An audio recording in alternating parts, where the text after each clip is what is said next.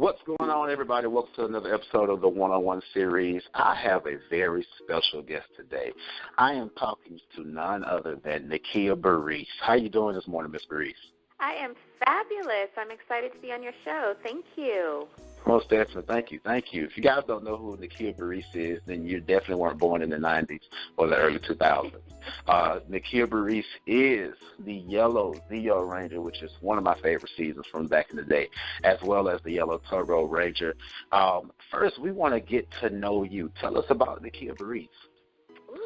Well, I grew up in Northern California, and I was born in Southern California. So I was born in Southern California, lived there till I was 2, grew up in Northern California, Stockton. Have always wanted to be in the arts since I was little. I used to watch the Carol Burnett show and create little skits in front of my parents and force them to watch me.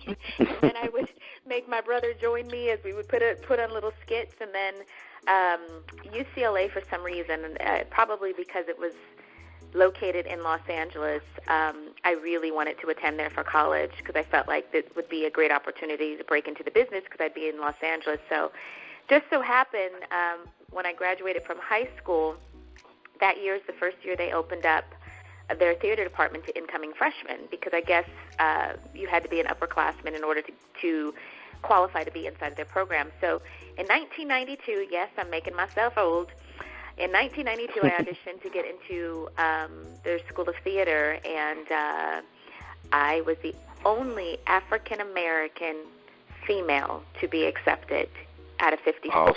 Awesome. Yeah, so when I was a junior in college, I got the audition for Power Rangers, and after 5 auditions, the Lord ended up blessing me with a role. And since then, I've done a lot of work since then, but most people tend to remember Power Rangers more than anything. Right.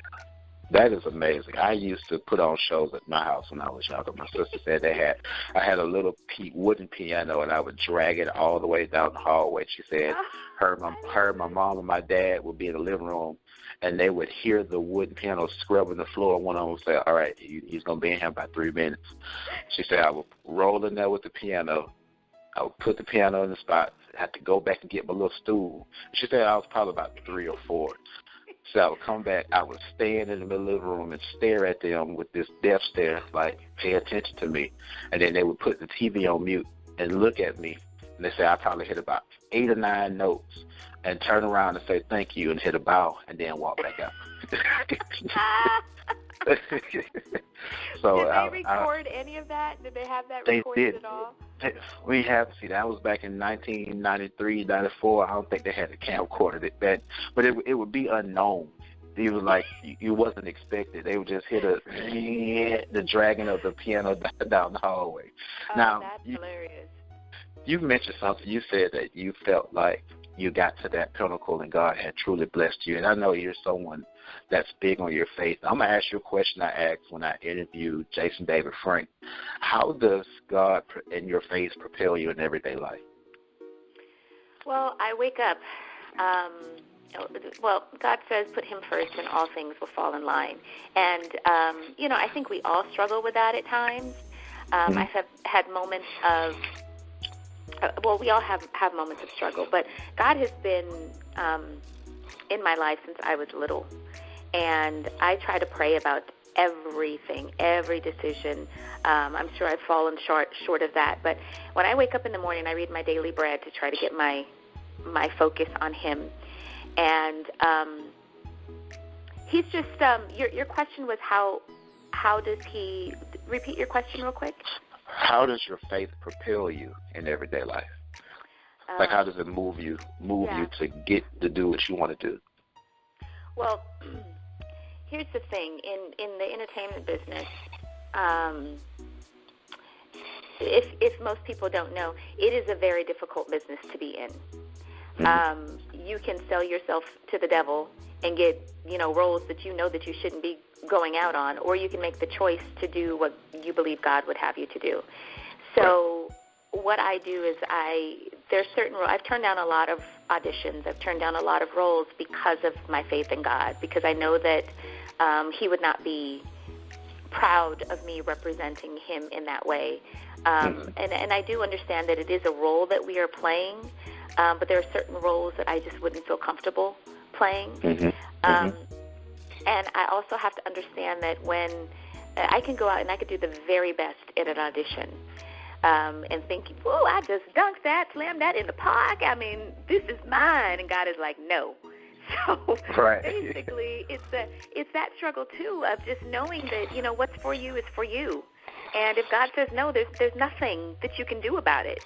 You know? And so it's just accepting that I go out, and I always say I go out and I do my part. My part is to show up and to do the very best performance I possibly can for auditions, to do my very best performance on screen when I am working, to do my very best performance in spreading his gospel behind the scenes. I talk to a lot of people when I'm on set.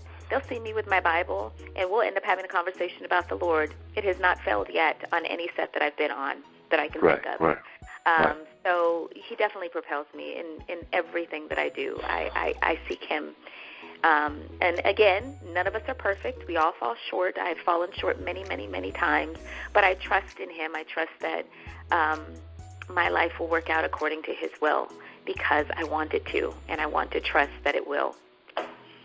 There you have it. That's very profound, very profound. Before I get into the whole Power Ranger stuff and I geek out, I want to just continue to discuss, you know, you as a person, because a lot of times people forget that our favorite actors from our favorite shows are more than just that character. You know, they have other endeavors, they have other things that they do. So I always like to focus on that. Now, what are some of your current endeavors or some of the things you recently did? And I also want you to touch base on your organization, A Day in the Life. Wow, okay. So after Power Rangers, I went on to do guest star recurring roles on various shows. You can see me, and I've done animated series as well. I play Nikki in Barbie's Life in the Dream House. And then they have a new series called Barbie's Dream House, which is the younger version of Nikki. So the younger version of Nikki is played by someone else, but I'm coming in as the principal, so you can see that on Netflix. I'm also put on my producer's hat. I created a web series a couple years back called Class Dismissed.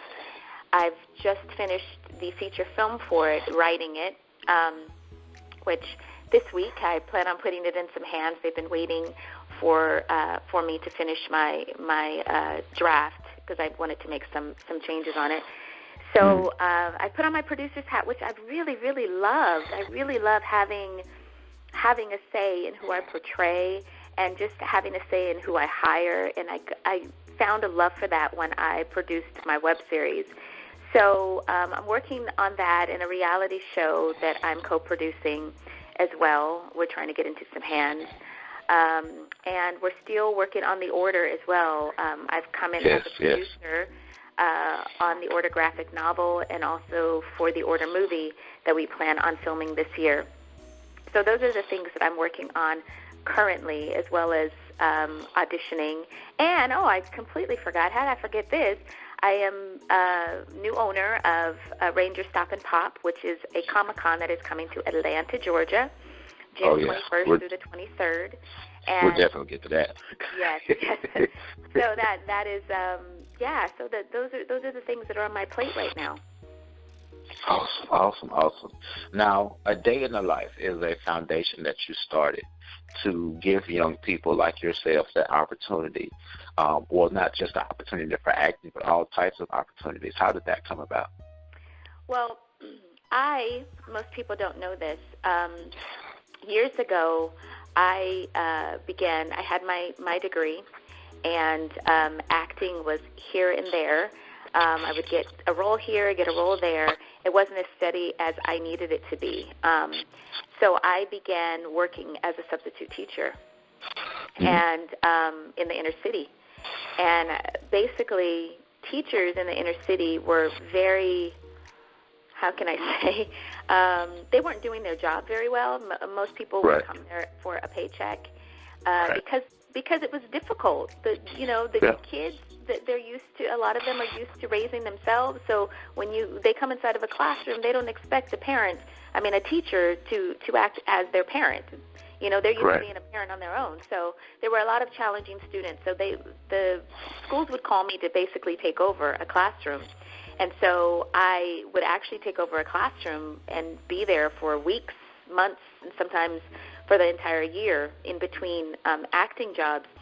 And while I was there, I just had a love for the kids. And what I realized was that a lot of them, even though they lived in Los Angeles, had never been to the beach, had never been outside of their 3-mile radius of community. And so they didn't know what was outside of that, the hopes and the dreams that can take off once they go beyond that 3-mile radius. So that's why I came up with the organization called A Day in the Life. And it was basically giving the kids a day in the life of a career that they were unfamiliar with. So 1 month we would study a specific career, and each week they would have an activity in that career that they would do. So say, for instance, it was the arts. 1 week they would study set design. Another week they would study scenic design. Another week they would study set construction. These are things that you don't learn in school. You don't even know that these titles exist. So each week it would be something within that industry, and then at the end of the month they would take a field trip to, so for instance, when we did the arts, the kids took a field trip to a set company. My husband and I own a set company. So we took them to our warehouse. They actually built their own set, and then we would pay them.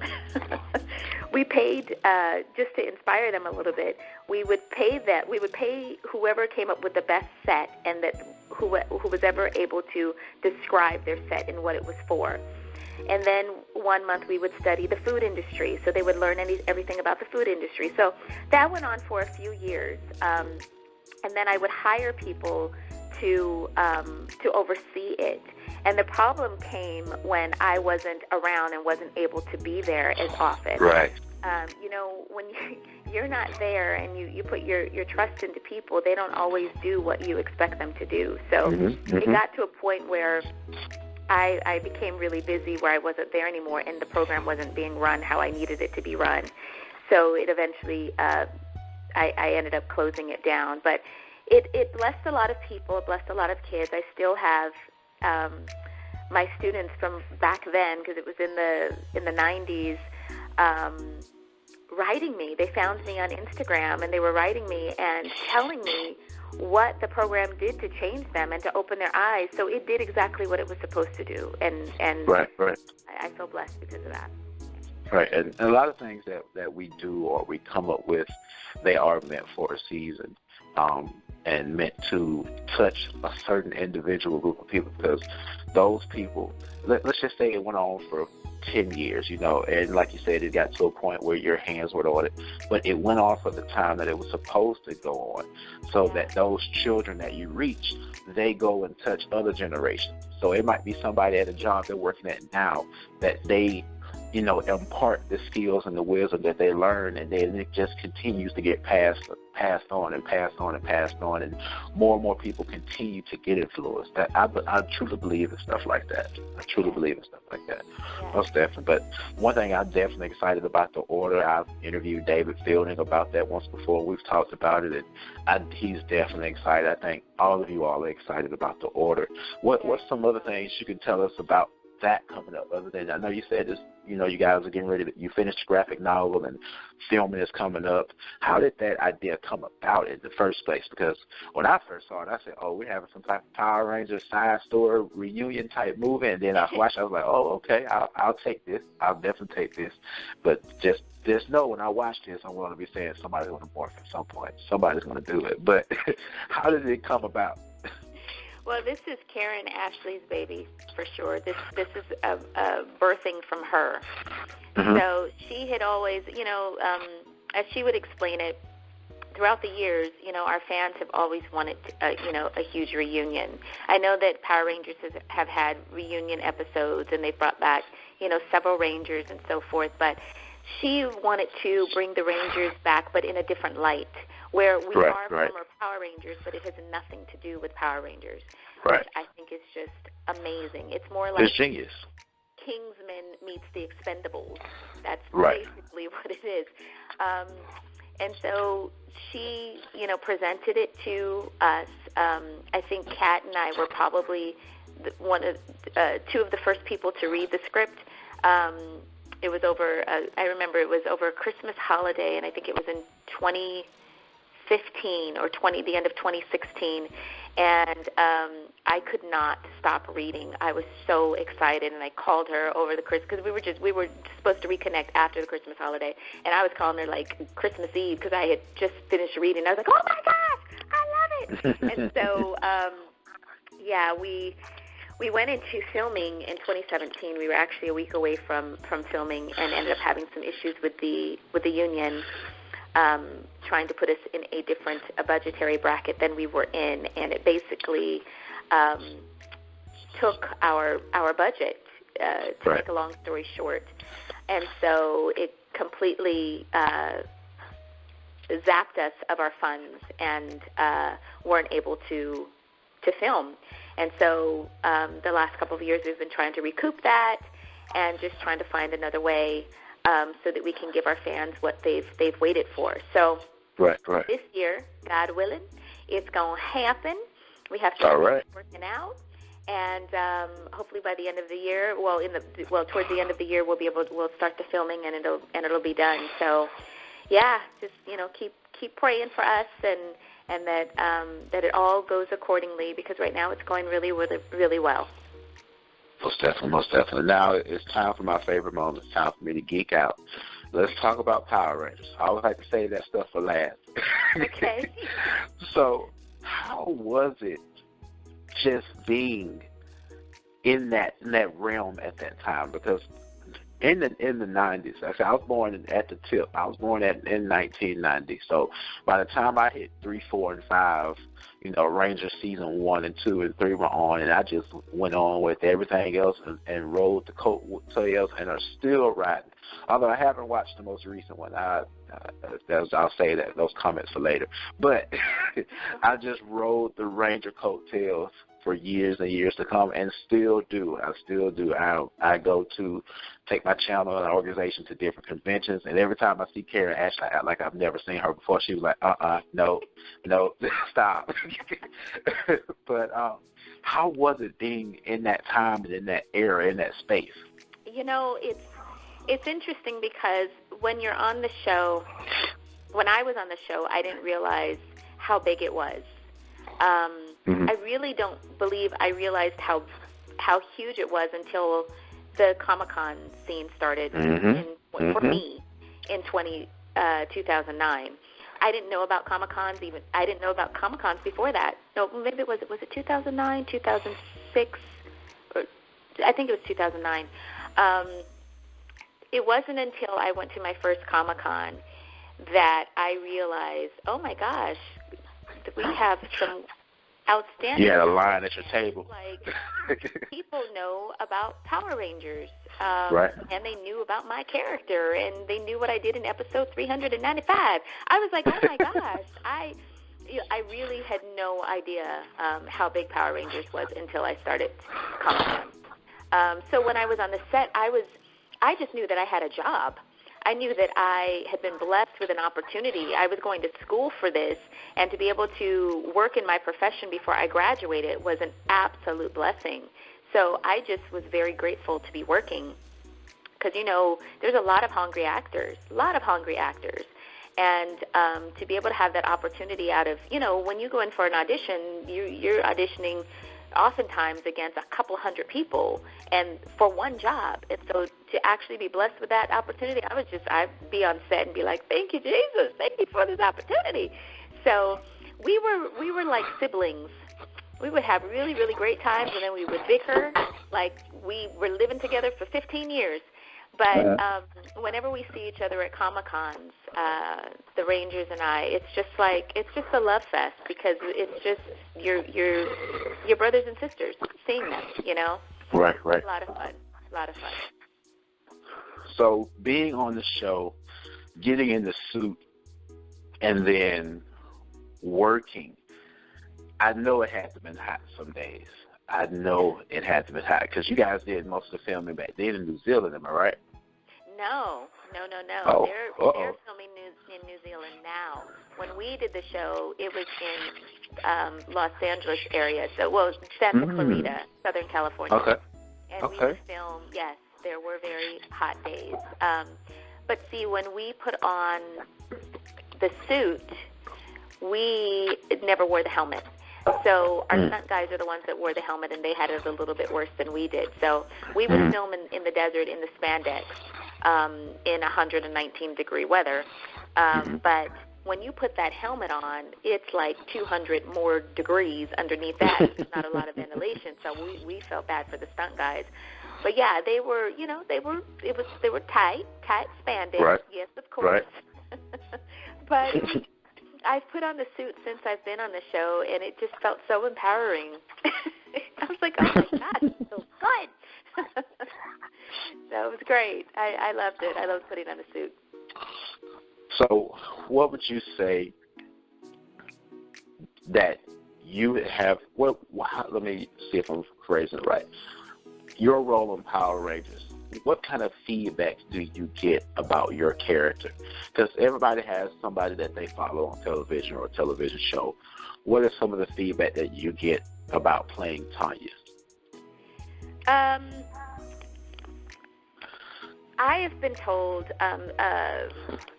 by African American females that it was such a blessing to see someone that looked like them. They found strength in my character, how I would stand up to bullies. I know there was an episode where I had a boyfriend, Sean, and fans often talk about that and how Tanya told him off and stood up to them, and it empowered them in their own life. I hear a lot about how Power Rangers in itself really helped and encouraged teens when they were in school, when they were being bullied. It encouraged them to get into martial arts. It encouraged them to stand up for themselves. It encouraged them to seek their career.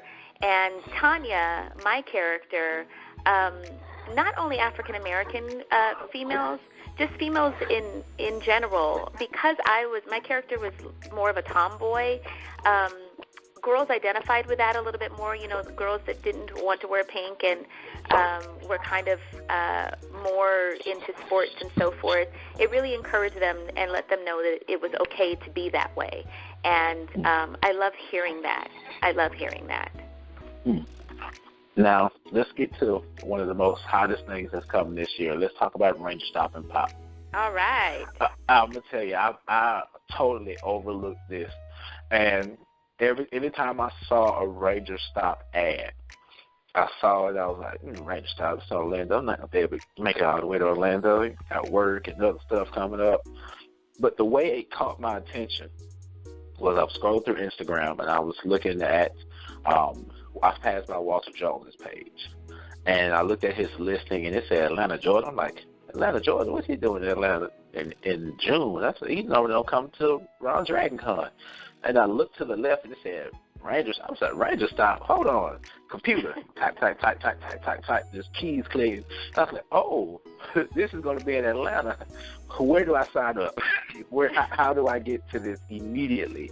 So I'm excited that Ranger Stop is branching out. Tell us how that happened. Well, Karen Mikey, who is the original Ranger Stop owner in Orlando, and myself, we were all at New York Comic-Con. And, we often do cons together. But we were all at New York Comic-Con, and we were there for several days. We stayed in the same hotel, different rooms, obviously, but we stayed in the same hotel. So we were always traveling together. And so we would have dinner together, and we were just sitting and we were talking about the possibility of having a convention together, the three of us, because Ranger Stop is just Mikey, but Karen and I were interested in becoming promoters as well. And so we talked about it, but we didn't really go any further. That was in October. And then out of the blue, Karen was like, okay, guys, let's just do it. And so Mikey and I were at a con together, and Karen was researching, places that we could have it. We had a meeting, decided to do it, and the birth of Ranger Stop and Pop came about. And what we wanted to do that's different than Ranger Stop and Pop is going to be a con with half Rangers and half pop culture. Ranger Stop is specifically just a Power Rangers. And so we wanted it to be a little bit different and kind of expand the brand a little bit more and add, other actors that have done other things outside of Power Rangers. So we have Kel Mitchell, who, is currently on the show right now, Nickelodeon Game Shakers. He was on Kenan and Kel. He's done a million things. He's also a comedian. So he's going to be there. We have Samantha Newark, who was the voice of Jem. We have Patricia Albrecht, who is the voiceover of Pizzazz from Jem and the Holograms. We have voiceover Johnny Cruz, who voices Overwatch, that really, really popular game. And we have, a ton of Power Rangers, and it's going to be a great show. I'm excited. We're excited. We're actually going to be in town in Atlanta next week, visiting different places and just trying to spread the word. We're really excited about bringing Ranger Stop and Pop to Atlanta.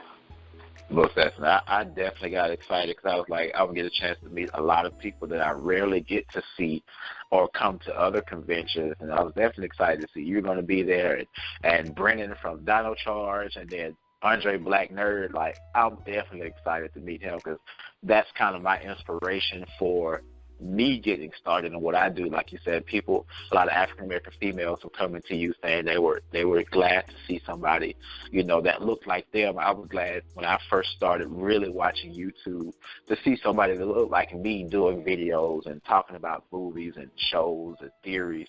So he's really an inspiration of how, what I'm doing got started. So that's somebody I'm definitely excited to meet. But I thank you for this opportunity to do this interview this morning. And one thing we talk about on the one-on-one series is consistency.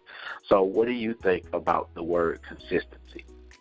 I think that if there's something that you really want and God has put on your heart, you have got to be consistent in going for it. And I know that there's going to be obstacles. There's always obstacles because Satan always gives us obstacles. But if it's something that you really want and God has really put on your heart, do not give up.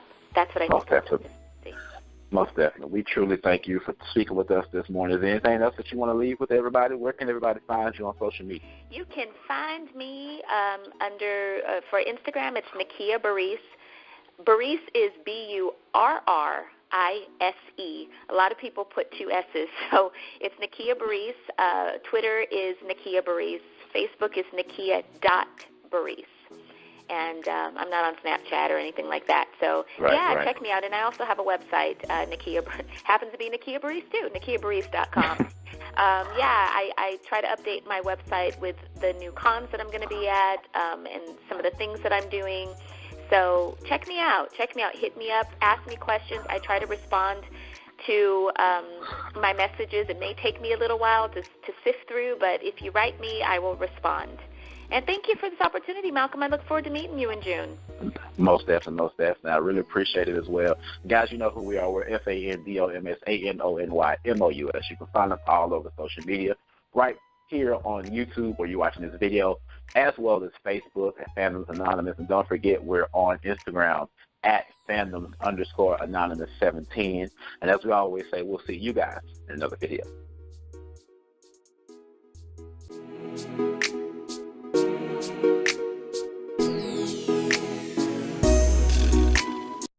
Check it, it's Fandoms Anonymous in the spot. Gonna let you know what's poppin', let you know what's hot about all the different cons, movies, and TV shows, Funko Pops, games, and more. Whoa, so here we go. From Marvel to DC, Transformers like Bumblebee, we got all your fandom needs. So sit back and relax and enjoy the views. Leave a like and subscribe, check in on Facebook, so stay tuned.